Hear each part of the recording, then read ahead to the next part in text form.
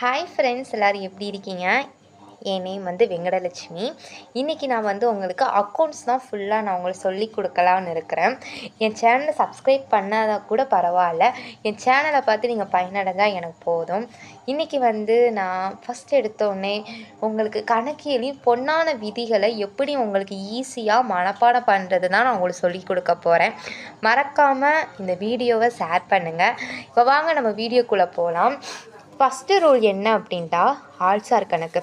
ஆள்சார் கணக்குனா நம்ம ஒரு பிஸ்னஸ் வச்சுருக்கீங்க அப்படின்ட்டா கண்டிப்பாக அதில் ஒரு ஆள் இருப்பாங்களே, அதுதான் ஆள்சார் கணக்கு. இதோட ரூல் பாருங்கள், பெறுபவரை பற்று செய்க, தருபவரை வரவு செய்க அப்படின்ட்டு இருக்குது. இந்த ரூலை நீங்கள் படித்தாதான் உண்டு. இது இங்கிலீஷில் எப்படி சொல்லுவாங்கன்னா, இதோட ரூல் கோல்டன் ரூல்ஸ் மொத்தமாக சொல்லுவாங்க. நான் காலேஜ் போனோடனே கோல்டன் ரூல்ஸ்னால் என்ன அப்படின்ட்டு கண்ணில் காற்றுல விட்ட மாதிரி இருந்துச்சு, ஒன்றுமே தெரியாமல். கோல்டன் ரூல்ஸு சொல்லுவாங்க, சரிங்களா? அதுக்கப்புறம் தான் சொல்லும் போது எனக்கு ஞாபகம் வந்துச்சு. இப்போ இதை எப்படி சொல்லுவாங்கன்னா, ஆள்சார் கணக்குனா பர்சனல் அக்கௌண்ட் அப்படின்னு சொல்லுவாங்க. பெறுபவரை பற்று செய்க, டெபிட் த ரிசீவர். தருபவரை வரவு செய்கனா கிரெடிட் த ஹிவர் அப்படின்னு சொல்லுவாங்க. சரி, இதை எப்படி மனப்பாடம் வச்சுக்கலான்னா, இப்போ ஒரு பிஸ்னஸ் இருக்குதுன்னு வச்சுக்கோங்க. ஏதாச்சும் ஒரு பிஸ்னஸ், சரி சும்மா ஒரு பிஸ்னஸ் மாதிரி போட்டிருக்கேன். இந்த பிஸ்னஸில் என்னென்ன நடக்கும், நீங்களே ஒரு பிஸ்னஸ் வச்சுருக்கீங்கன்னு வச்சுக்கோங்க. அதில் கண்டிப்பாக ஒரு ஆடிட்டர் இருப்பாங்க. பெரிய பெரிய கம்பெனிங்கெலாம் ஆடிட்டர் இருப்பாங்களே, அது மாதிரி தான். இதில் நீங்கள் யாராச்சுக்கும் கடன் கொடுத்துருக்கலாம், கடன் வாங்கியிருக்கவும் செய்யலாம், அப்படி தானே? நீங்கள் கடன் கொடுத்தீங்கன்னா அவங்க உங்களுக்கு கிரெடிட்டார் அப்படின்னு சொல்லுவாங்க.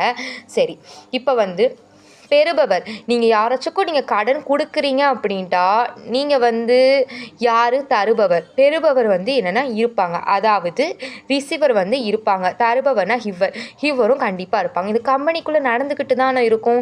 அதுதான், ஏதாச்சும் ஒரு குட்ஸ் வாங்குறீங்க அப்படின்ட்டா அது கம்பெனிக்குள்ளே வரவும் செய்யும், போகவும் செய்யும்.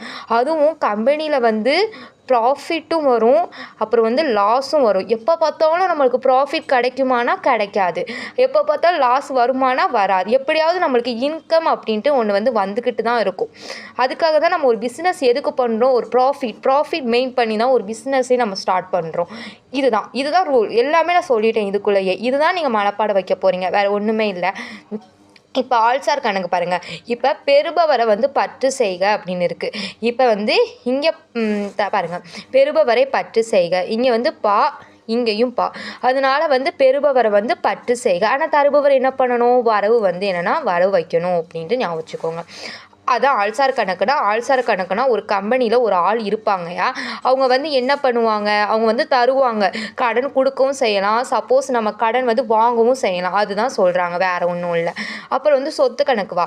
சொத்து கணக்குனா நம்ம யாராச்சுக்கும் நம்ம சொத்து நம்ம வாங்கியிருப்போம், நம்ம சொத்து விற்கவும் செய்கிறோம். இப்போ எக்ஸாம்பிளுக்கு நீ ஒரு மிஷின் வாங்குற, மிஷின் வாங்க போகும்போது நீ வாங்கவும் செய்வ, அப்படி தானே? சரியா? வாங்கவும் செய்வ, அது மாதிரி மிஷினை நீ என்னென்னா கொடுக்கவும் செய்வ. ஆனால் மிஷின் வரும்போது அது நம்மளுக்கு பிஸ்னஸ்குள்ளே என்னென்னா உள் வருவது, அப்புறம் நம்ம வெளியும் செல்லுது. அதான் சொத்து கணக்கு. நீங்கள் சொத்து கணக்குனா நீங்கள் மிஷின் எடுத்துக்கலாம், ஏதாச்சும் ஒரு குட்ஸுனாலும் நீங்கள் என்னென்னா எடுத்துக்கலாம், எதுனாலும் நீங்கள் எடுத்துக்கலாம், சரிங்களா? அதனால தான் இப்போ உள் வருவதை நம்ம பத்திரமா வச்சுக்கணும் அப்படின்னு சொல்லிட்டு நான் பற்று வைக்கிறேன். அதே மாதிரி நான் வெளி செல்வதை எனக்கு தான் தேவையில்லை அப்படின்னு சொல்லிட்டு நான் வரவு வைக்கிறேன். அந்த மாதிரி இந்த ரூலை படிச்சுக்கோங்க. மூணாவது பெயரளவு கணக்கு. பெயரளவு கணக்கை எப்படி ஞாபகம் வச்சுக்கலாம் அப்படின்ட்டா, நான் அதான் சொன்னேன், ஒரு பிஸ்னஸ் வந்துச்சுன்னா எப்போ பார்த்தாலும் நம்மளுக்கு ப்ராஃபிட் எய்ம் பண்ணி தான் நம்ம ஒரு பிஸ்னஸே நம்ம ஸ்டார்ட் பண்ணுவோம், சரிங்களா? அதில் லாஸும் வரும், இன்கம் எல்லாமே நம்மளுக்கு வரதான் செய்யும். அதனால என்ன சொல்கிறாங்க? அனைத்து செலவுகளையும் நட்டங்களையும் பற்று செய்க. இது இங்கிலீஷில் எப்படி சொல்லுவாங்கன்னா, debit all expenses and losses அப்படின்னு சொல்லுவாங்க, சரியா? ஏதாச்சும் நம்மளுக்கு செலவும் வரும். பிஸ்னஸில் நம்ம ஏதாச்சும் நம்ம செலவு பண்ணியிருப்போம், ஏதாச்சும் நம்ம நட்டங்கள் தான் சந்திச்சிருப்போம்ல, அது ஃபுல்லாக நான் பற்று வச்சுக்கிறேன். அதே மாதிரி அனைத்து வருமானங்களையும் ஆதாயங்களும் நான் வர வச்சுக்கிறேன். ஆதாயங்கள்னா அப்படின்னா கெயின் அப்படி சொல்லுவாங்க. கெயின்னா என்ன? அதாவது நான் எக்ஸாம்பிள் சொல்லணும்னா, sale of fix fixed asset, அதுதான் நம்ம கெயின் அப்படின்னு சொல்லலாம். அதே மாதிரி வருமானங்கள் நம்மளுக்கு ஏதாச்சும் வந்து என்னென்னா வரும். சரியா? இதுக்கு வந்து எல்லாத்துக்கும் நான் எக்ஸாம்பிள் சொல்கிறேன். உங்களுக்கு எக்ஸாம்பிள் சொன்னால் உங்களுக்கு சீக்கிரம் புரிஞ்சுக்கிறோம். அடுத்த வீடியோவில் நான் சொல்கிறேன். சரியா? கெயின். சரியா? அதாவது இதுக்கு என்ன சொல்லுவாங்க, அனைத்து வருமானங்களையும் ஆதாயங்களும் நம்ம வரவு வச்சுக்கணும். Debit all expenses and losses, credit all incomes and gains அப்படின்னு வந்து என்னென்னா சொல்கிறாங்க. ஓகேங்களா? அதான் நம்மளோட கோல்டன் ரூல்ஸ். ஃபஸ்ட்டுன்னு சொல்லுங்கள், ஆள்சார் கணக்கு. பெறுபவரை நான் வந்து பற்று செய்க, தருபவரை வரவு செய்க. சொத்து கணக்கு, உள் வருவதை வந்து பற்று செய்க, வெளி செல்வதை நான் வரவு செய்க.